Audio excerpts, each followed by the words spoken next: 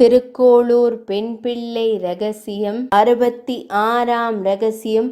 அந்தாதி சொன்னேனோ அமுதனாரைப் போலே. சாமி, இது அமுதனார் என்ற ராமானுஜருடைய சிஷ்யர் பற்றிய கதை என்று கூற ஆரம்பித்தாள் அந்த சின்ன பெண்.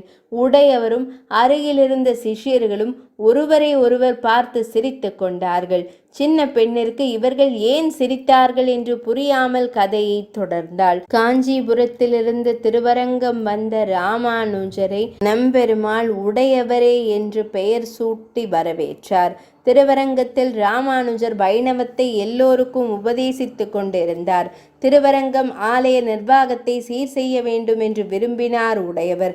திருவரங்கத்தில் பெரிய கோயில் நம்பி என்ற பெரியவர் இருந்தார். சாஸ்திர புலமை மிக்கவர். இவர் கோவில் நிர்வாகத்தை கவனித்து கொண்டிருந்தார். உடையவர் ஆலய நடைமுறையில் சில மாற்றங்கள் கொண்டு வந்த போது அதற்கு பெரிய கோயில் நம்பி தன் நிர்வாகத்தில் ராமானுஜர் குறுக்கிடுகிறார் என்று அதற்கு எதிர்ப்பு தெரிவித்தார். உடையவருக்கு பெரிய கோயில் நம்பியை திருவரங்கத்திலிருந்து வெளியேற்றாவிட்டால் தான் நினைத்தபடி கோயில் நிர்வாகத்தை மாற்ற முடியாது என்று எண்ணினார். ஒரு நாள் பெருமாள் புறப்பாட்டிற்காக காத்திருக்கும் போது சற்றே கண் அயர்ந்து விட்டார். அப்போது பெருமாள் ஸ்ரீ ராமானுஜர் கனவில் வயதான ஸ்ரீ வைஷ்ணவராய் தோன்றி, கோயில் நம்பி நீண்ட காலமாக என்னையே நம்பி இருக்கிறார், அதனால் அவரை நீக்க வேண்டாம் என்று கூற, உடையவர் கண்விழித்து கூரத்தாழ்வானிடம், நமக்கு பல இடையூறுகளை தரும் கோயில் நம்பியை வெளியேற்றுவது பெருமாளுக்கு பிடிக்கவில்லை என்று தெரிகிறது, அதனால் திரும்பவும் காஞ்சிபுரத்திற்கே சென்று விடலாம் என்று இருக்கிறேன் என்றார். பெருமாள் இப்படி சொல்லுகிறார் என்றால் நிச்சயம் பெரிய கோயில் நம்பியை மனம் மாறச் செய்து விடுவார் என்று கூரத்தாழ்வான் உடையவரை சமாதானப்படுத்தினார். அப்படியானால் நம்பியை திருத்தும் பணியை நீங்களே மேற்கொள்வீர்களாக என்று உடையவர் கூரத்தாழ்வானை பணித்தார். அதற்கு பின் கூரத்தாழ்வான் பெரிய கோயில் நம்பியிடம் நட்பு கொண்டு கொஞ்சம் கொஞ்சமாக உடையவரின் அருமை பெருமைகளை கூறி அவர் மனதை மாற்றினார். அதன் பிறகு பெரிய கோயில் நம்பி உடையவர் மீது மிகுந்த பக்தி கொண்டவராக மாறினார். உடையவரின் பெருமைகளை அறிந்து கொண்ட பெரிய நம்பி தன்னை சிஷ்யனாக ஏற்றுக்கொள்ளும்படி ராமானுஜரை வேண்டினார். உங்கள் மனம் மாறச் செய்த கூரத்தாழ்வானே உங்களுக்கு உகந்த குரு என்றார் உடையவர். கூரத்தாழ்வானை தன் குருவாக ஏற்று உடையவருடன் நட்பு பாராட்டினாலும் கோயில் நிர்வாகத்தை நம்பி விட்டு கொடுக்கவில்லை. கோவிலின் சாவி கொத்து அவர் கைவசமே இருந்தது. அந்த காலகட்டத்தில் ஒரு நாள் நம்பியின் தாயார் பரமபதம் அடைந்தார். வைணவ முறைப்படி ஈமச் சடங்குகளில் 11ஆம் நாள் ஒற்றை பிராமணர் ஒருவர் அமுது உண்ண ஏற்பாடு செய்ய வேண்டும். அன்று சாப்பிடுபவருக்கு இடப்படும் உணவு இறந்தவருக்கு படைக்கும் உணவாக கொள்ளப்படுகிறது. அந்த பிராமணர் சிறிது விளங்க வேண்டும். உணவு சாப்பிட்ட பின் அவர் திருப்தியாக உண்டேன் என்று சொல்ல வேண்டும். இறந்து போனவருடைய ஆத்மா திருப்தி அடைந்து மோட்சம் போகும் என்பது நம்பிக்கை. இந்த சடங்கில் கலந்து கொள்ளும் பிராமணர் ஊரை விட்டு சில காலம் தள்ளி இருக்க வேண்டும்.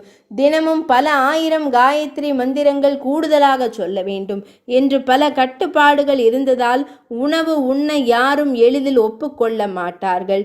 நம்பி அந்த சடங்கிற்கு ஒரு பிராமணனை தேடினார். ஆனால் எங்கு தேடியும் அவருக்கு கிடைக்கவில்லை. பல கட்டுப்பாடுகளுக்கு பயந்து யாரும் இந்த பணியை ஏற்க முன்வரவில்லை. நம்பி உடையவரின் மடத்திற்கு வந்து, உங்களிடம் நிறைய வைணவர்கள் இருக்கிறார்களே, ஒரு நல்ல வைணவரை இந்த சடங்கிற்கு நியமிக்க வேண்டும் என்றார். உடையவர் அதற்கு என்ன செய்கிறேன் என்று கூறி கூரத்தாழ்வாரை பார்த்தார். ஆழ்வார் ராமானுஜர் அருகில் வந்தார். ஆழ்வானே, நீர் நம்பி இல்லத்திற்கு போக வேண்டும் என்று நியமித்தார். ஆழ்வான் உடனே சரி என்றார். தன் குருவான ஆழ்வானை காட்டிலும் ஒரு நல்ல வைணவன் திருவரங்கத்தில் இல்லை என்பதால் நம்பிக்கு மிகுந்த சந்தோஷம். ஆழ்வான் புறப்படும் முன் உடையவர் ஆழ்வானின் காதுகளில் ஏதோ கூறினார்.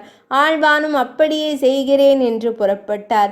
11ஆம் நாள் கூரத்தாழ்வான் நம்பியின் இல்லத்தில் உணவு உட்கொண்ட பின் அமுதனார் திருப்தியாக இருந்ததா என்று கேட்டார். ஆழ்வான் எதுவும் கூறாமல் மௌனமாக இருந்தார். அமுதனாருக்கு என்ன செய்வது என்று தெரியாமல் விழித்தார். ஏதாவது குறை நேர்ந்ததோ என்று பயந்து கொண்டு, வேறு என்ன வேண்டும், அதை உடனே நான் நிறைவேற்றுகிறேன் என்றார். ஆழ்வான், எனக்கு கோயில் நிர்வாகமும் அதனுடைய சாவி கொத்தும் வேண்டும் என்றார்.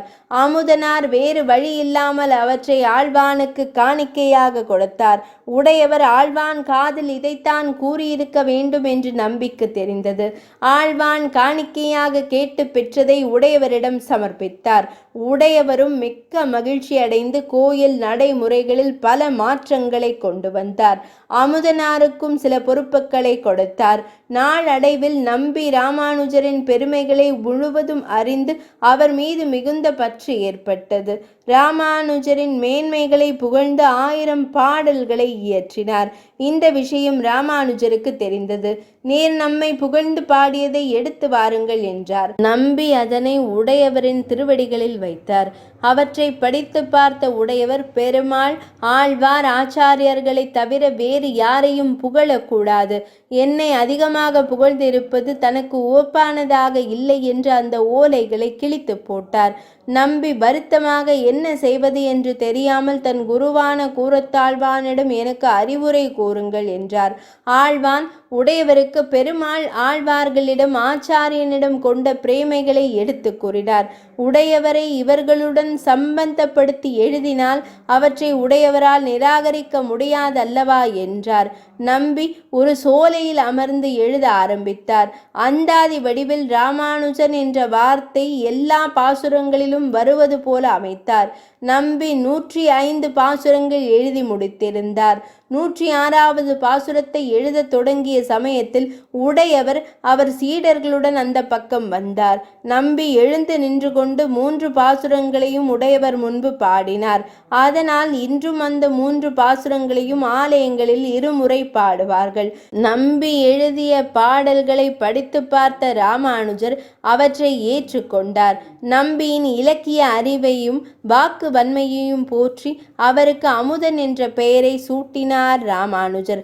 அன்று முதல் இவரை திருவரங்கத் அமுதனார் என்று எல்லோரும் அழைத்தார்கள். சித்திரை மாதம் உற்சவத்தின் 11ஆம் திருநாள் அன்று நம்பெருமாள், இன்று ராமானுஜர் என்னுடன் வர வேண்டாம் என்று அர்ச்சகர் மூலமாக சொல்லி அனுப்பினார். வீதி புறப்பாட்டின் போது வாத்தியங்களை நிறுத்தச் சொன்னார். ராமானுஜர் நூற்றந்தாதியை பாடுங்கள் என்று அதை நிம்மதியாக கேட்டுக்கொண்டிருந்தார். சாமி, நான் அமுதனாரை போல ராமானுஜரை அந்தாதியில் புகழ்ந்தேனா? இல்லையே. அதனால் நான் ஊரை விட்டு போகிறேன் என்றாள் அந்த சின்ன பெண். உடையவரின் சிஷ்யர் ஒருவர், பெண்ணே, அமுதனாருக்கு உங்கள் ஊர் ஆழ்வாரால் தான் அந்த சாமர்த்தியம் கிடைத்தது என்றார். அந்த பெண் புரியாமல் விழிக்க அந்த சிஷ்யர், மதுரகவி கண்ணினுன் சிறுத்தாம்பு என்று நம்மாழ்வாருக்கு பிடித்த கண்ணனை பாடிவிட்டு நம்மாழ்வாரை அந்தாதியில் புகழ்கிறார். அந்த பெண் சிரித்து கொண்டு, ஆம் சாமி, இன்னொரு விஷயம் இருக்கிறது. ராமானுஜர் நூற்றந்தாதியின் 108வது பாசுரத்தை சேவித்தால்தான் 4000 திவ்ய பிரபந்தத்தின் எண்ணிக்கை மொத்தம் 4000 வரும் என்றாள். பெண்ணே, உன்னிடம் பேசிக்கொண்டிருந்தாலே எங்களுக்கு அனுகூலமான பல விஷயங்கள் கிடைக்கிறது என்றார் ஒரு சிஷ்யர். அனுகூலம் சொன்னேனோ மால்யவானை போலே என்றாள் அந்த சின்ன பெண். 66ஆம் ரகசியம் நிறைவடைந்தது.